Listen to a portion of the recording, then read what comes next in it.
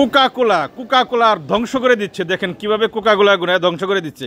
সবাই ভিডিওটা শেয়ার করুন, বেশি শেয়ার করুন, কমেন্ট করে মতামত জানান। কোকা কোলা বয়কট করেছে মুসলমানরা। সারা বিশ্বের মানুষ, সারা বিশ্বের মুসলমানরা কোকা কোলা খাচ্ছে না, ধ্বংস করে দিচ্ছে।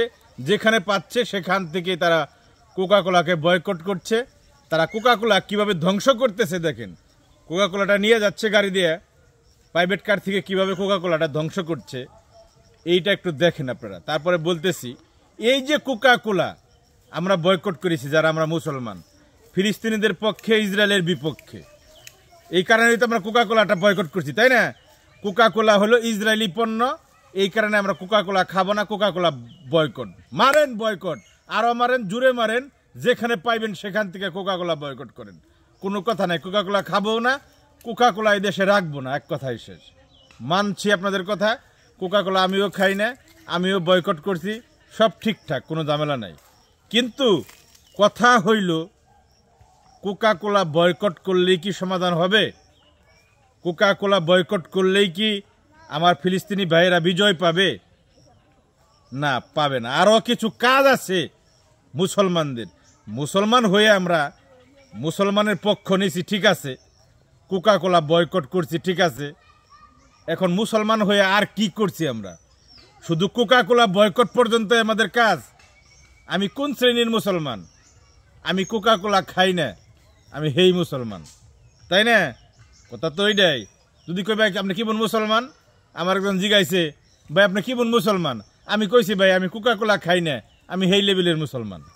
কথা কোকা কোলা খাইলাম না, আর কোকা কোলা কিনলাম না, কোকা কোলা ধ্বংস করে দিলাম, এটাতে তো সমাধান না।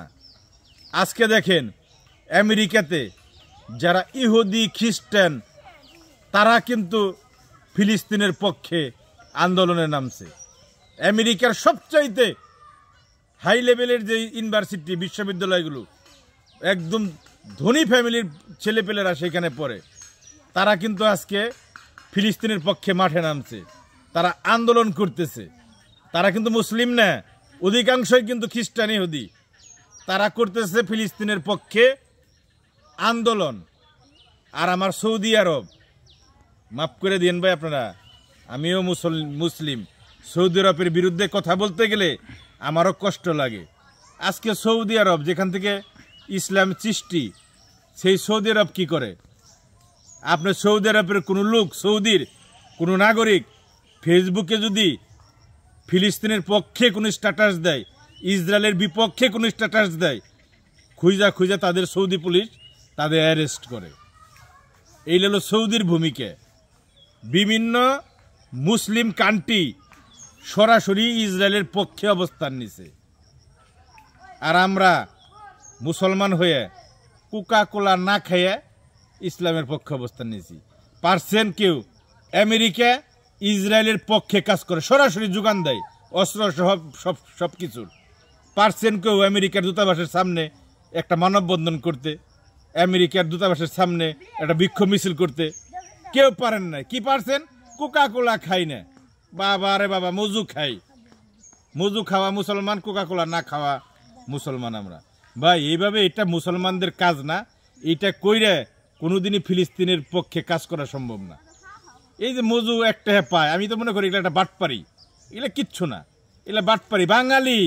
বাঙালির চাইতে বাটপার এই বিশ্বে আর কোথাও নাই। খবর লে দেখেন গা মজু কি করতেছে, একটা কোনে যায়।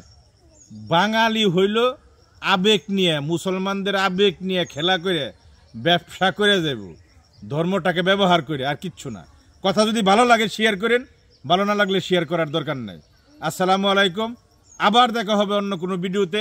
এই ভিডিওর বিষয়ে কমেন্টে আপনাদের মতামত জানাবেন, পরবর্তী ভিডিও আমি নিয়ে আসতেছি আবারও।